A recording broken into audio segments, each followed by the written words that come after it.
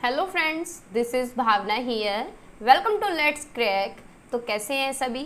Hopefully सब अच्छे होंगे, पढ़ाई कर रहे होंगे। जिस तरीके से कर रहे हैं, थोड़ी थोड़ी पढ़ाई करना स्टार्ट कर दीजिए। ठीक है, थोड़ी थोड़ी करेंगे, सारे सब्जेक्ट साइड बाय साइड लेके चलेंगे तो आपका जब पेपर होगा तब तक आपके सारे जितने भी पोर्शन हैं वो कवर हो जाएंगे। चाहे वो ईवीएस हो, मैथ हो, इंग्लिश हो, कोई भी लैंग्वेज आपने ले रखी हो, हिंदी हो, सीडीपी हो। ठीक है, तो स्टार्ट करते हैं। अगर चैनल पे नए हैं तो सब्सक्राइब कर लें लेट्स क्रैक को, क्योंकि क्लासेस चली हुई हैं सी टेट की। हम कर रहे हैं इंग्लिश पेडागोजी। इंग्लिश पेडागोजी की हमने 6 क्लासेस कर ली हैं। आज 7th वन है, शायद 7th है, 6th है, ये तो आप देख लेंगे, पूरी प्लेलिस्ट बनी हुई है। तो हम हर रोज़ एक टॉपिक कर रहे हैं, फिर सारे टॉपिक ख़त्म करने के बाद सारे क्वेश्चंस करेंगे। तो अगर चैनल पे नए हैं तो सब्सक्राइब आपको कर लेना है, बेल आइकन को ऑन कर लेना, जिससे आपको टाइम टू टाइम नोटिफिकेशन मिलता रहे। जब यूपी टेट आएगा तो यूपी टेट को भी करेंगे। वैसे मैंने इसकी सीडीपी ऑलमोस्ट करा दी है, 29 क्लास मैंने उसकी कराई हैं। तो अगर आप सीडीपी के लिए प्रिपेयर कर रहे हैं तो आप वहाँ जाके देख सकते हैं। ठीक है, बाकी बीएड कर रहे हैं तो कॉलेज विद भावना को सब्सक्राइब कर लें। ये हमारा सेकंड चैनल है जहाँ पे बीएड की क्लासेस चली हुई हैं रेगुलर बेसिस पे। इंस्टाग्राम पे फॉलो कर सकते हैं, इंस्टाग्राम है भावना त्यागी ऑफिशियल करके सर्च कर सकते हैं। बाकी पीडीएफ के लिए टेलीग्राम ज्वाइन कर सकते हैं। टेलीग्राम लेट्स क्रैक 1623 ऑफिशियल करके है, ये नया है, पुराने वाला दूसरा था, लेट्स क्रैक था बस उसका, तो यहाँ ज्वाइन कर सकते हैं। बाकी हम जो भी कर रहे हैं टॉपिक पॉइंट, वो किसको कंसीडर करते हुए कर रहे हैं? ऑनलाइन पेपर को कंसीडर करते हुए कर रहे हैं। ऑनलाइन क्वेश्चन जितने भी अब तक हुए हैं वो सारे हम सोल्व करने वाले हैं बहुत जल्द। ये एक बार थोड़ा सा ट्रैक पे आ जाए, यानी थोड़ी सी थ्योरी हो जाए, थोड़ा सा कंटेंट हमारा हो जाए, जिससे आपको पता चल जाएगा कि कहाँ से टॉपिक से किससे क्वेश्चन बन रहा है। ठीक है, तो स्टार्ट करते हैं। आज का जो हमारा टॉपिक रहने वाला है वो है टीचिंग ऑफ ग्रामर, यानी ग्रामर को किस तरीके से पढ़ाना है, कौन से मेथड्स होते हैं ग्रामर को पढ़ाने के लिए, तो वो मेथड हम पढ़ेंगे। और ग्रामर को प्राइमरी लेवल पे किस तरीके से पढ़ाना है, क्या उद्देश्य हमारा होना चाहिए ग्रामर को पढ़ाते वक्त। ठीक है, तो पढ़ते हैं, स्टार्ट करते हैं टॉपिक को। सेशन में आपको एंड तक बने रहना है। टीचिंग ऑफ ग्रामर, यानी ग्रामर को हमें किस तरीके से ग्रामर का शिक्षण कराना है। तो teaching of rules at the initial stages does not lend much to language learning, यानी स्टार्टिंग में जब हम बच्चे को सिखा रहे होते हैं, बच्चा जब सीख रहा होता है तो ज़्यादा फोकस नहीं करना होता है उस पर कि रूल याद करो या बुक से पढ़ो। तो स्टार्टिंग में ज़्यादा फोकस किस पे करते हैं कि यूज़ पे, कि बस थोड़ा सा बच्चा एक दो वर्ड यूज़ करना सीख जाए। जैसे छोटा बच्चा आपने देखा होगा कि वो पानी के लिए वाटर बोल रहा है, दूध के लिए मिल्क बोल रहा है। तो इस तरीके से लैंग्वेज को क्या है यूज़ कर सके, ज़्यादा हमें फोकस नहीं करना है रूल्स पे या फिर याद करने पे। ठीक है, इनिशियल स्टेज में grammar teaching should move from meaning to form, यानी मीनिंग टू फॉर्म जानी चाहिए। ऐसा नहीं है कि रूल पहले बता रहे हैं, बच्चा यूज़ करे, फिर उसके बाद धीरे धीरे फॉर्म हम उसकी बता सकते हैं। तो पहले बच्चा क्या करेगा, यूज़ करेगा, उसका मीनिंग जानेगा। ठीक है, goal of grammar instruction is to enable student to carry out their communication purpose, यानी ग्रामर को पढ़ाने का या ग्रामर का निर्देश देने का क्या उद्देश्य होता है कि बच्चा अपनी बातचीत में इंग्लिश को यूज़ कर सके, इतना सक्षम हो सके कि वो वर्ड्स यूज़ कर सके अपने बोलने चालने में, अपनी कम्युनिकेशन में, अपने संचार में, है ना। Use the examples of teaching tools के एग्जाम्पल्स यूज़ कर सकते हैं।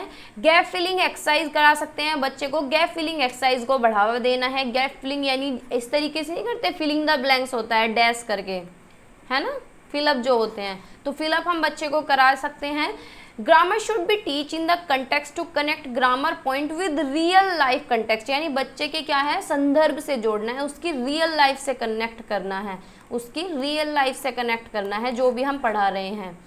Teaching of grammar in context, यानी ग्रामर किस तरीके से पढ़ानी है, संदर्भ में पढ़ानी है। ये पॉइंट काफ़ी इंपॉर्टेंट है और बार बार पूछा भी जाता है कि ग्रामर को किस तरीके से पढ़ाना है। 4 ऑप्शन दे देगा, संदर्भ में दे देगा और स्कूल में दे देगा, 2-3 ऑप्शन इस तरीके से डाल देगा। तो हमें ग्रामर किस तरीके से पढ़ानी है, बच्चे के संदर्भ में पढ़ानी है। संदर्भ क्या होता है, जो बच्चे की रियल लाइफ होती है, बच्चे का जो एनवायरनमेंट होता है। ठीक है, accuracy in language use can be achieved through integrating knowledge if structures with use and meaning, यानी लैंग्वेज में सटीकता कैसे आएगी, एक्यूरेसी कैसे आएगी, जब हम नॉलेज को इंटीग्रेट कर देंगे उसके मीनिंग को भी और उसके यूज को भी। यानी बच्चे को हमने कोई भी वर्ड बताया, जैसे कि कोई भी वर्ड बच्चे को पता चल गया कि भाई पानी का मतलब, पानी को इंग्लिश में वाटर बोलते हैं, जब तक वो उसे उसके मीनिंग के साथ यूज नहीं करेगा अपने घर पे हर सभी जगह, तब तक वो एक्यूरेसी नहीं आ सकती उसकी भाषा में, यानी सटीकता नहीं आ सकती। ठीक है, तो हमें क्या है, यूज और मीनिंग को क्या है, इंटीग्रेट करना पड़ेगा।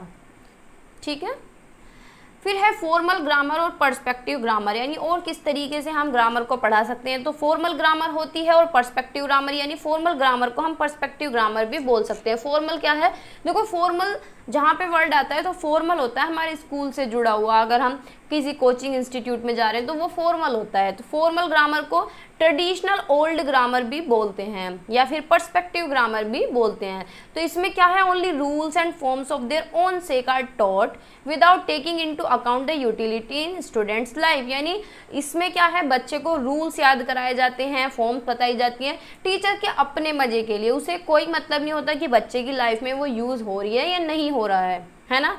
टीचर को क्या है, आया टीचर पढ़ा दिया। स्कूल में ऐसे ही होता था पहले के टाइम पे कि टीचर आया, गाइड में से रूल लिखवाए, 10 सेंटेंस बनाने को दिए, बात खत्म, चाहे वो उसकी रियल लाइफ में यूज हो या ना हो, बस टीचर को क्या है, पढ़ाना है अपने मजे के लिए।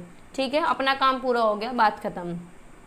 ठीक है, फंक्शनल ग्रामर, फंक्शनल ग्रामर क्या होती है, फंक्शनल ग्रामर हेलिडे के द्वारा डेवलप की गई है 1995 में। तो नाम भी पूछ सकता है कि किसने दिया है फंक्शनल ग्रामर को, तो फंक्शनल ग्रामर को हेलिडे ने दिया है।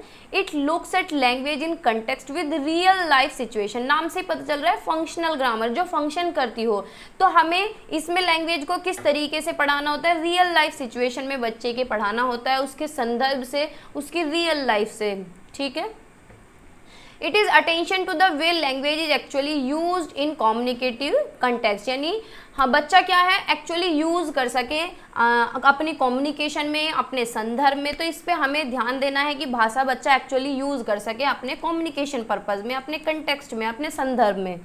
It focus on the actual function of words and word pattern, यानी जो शब्द है शब्द के पैटर्न पे और शब्द के एक्चुअल फंक्शन पे फोकस किया जाता है। It help the learner to derive meaning from text, यानी बच्चा क्या है टेक्स्ट से मीनिंग निकाल के लिया है, इसमें बच्चे की हेल्प की जाती है। ठीक है, फिर है मेथड्स ऑफ टीचिंग ग्रामर, कौन कौन से मेथड्स हैं ग्रामर पढ़ाने के। तो फर्स्ट है ट्रेडिशनल मेथड, यानी पारंपरिक विधि, ट्रेडिशनल यानी पुराने ज़माने में जो यूज़ होती थी। तो पुराने ज़माने में किस तरीके से पढ़ाया जाता था कि item taught with help of grammar book, grammar की बुक हाथ में ली टीचर ने और पढ़ाना स्टार्ट कर दिया, उसके अंदर से रूल्स बताए, उसके अंदर से सेंटेंस लिखवाए और आके चले गए। इसका जो मेन प्रोसेस होता था ट्रेडिशनल मेथड का, वो होता था रूल टू एग्जाम्पल, यानी सीधे रूल बताए फिर उसके बाद 4-5 एग्जाम्पल लिखवा दिए कि कर लो। तो रूल टू एग्जाम्पल कौन सी विधि में जाता है, डिडक्टिव मेथड के अंदर आता है। किसके अंदर आता है, डिडक्टिव मेथड के अंदर आता है।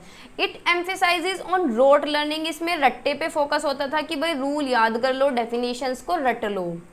ठीक है, तो ये कौन सा मेथड था, ट्रेडिशनल मेथड।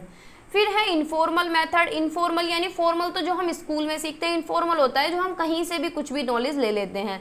तो इनफॉर्मल मेथड का जो फोकस है, this method advocate the teaching of grammar not by rules but by usage, यानी इस मेथड में क्या वकालत की गई कि ग्रामर को किस तरीके से पढ़ाया जाए, रूल्स के द्वारा नहीं, यूज के द्वारा, कि प्रयोग करके पढ़ाया जाए।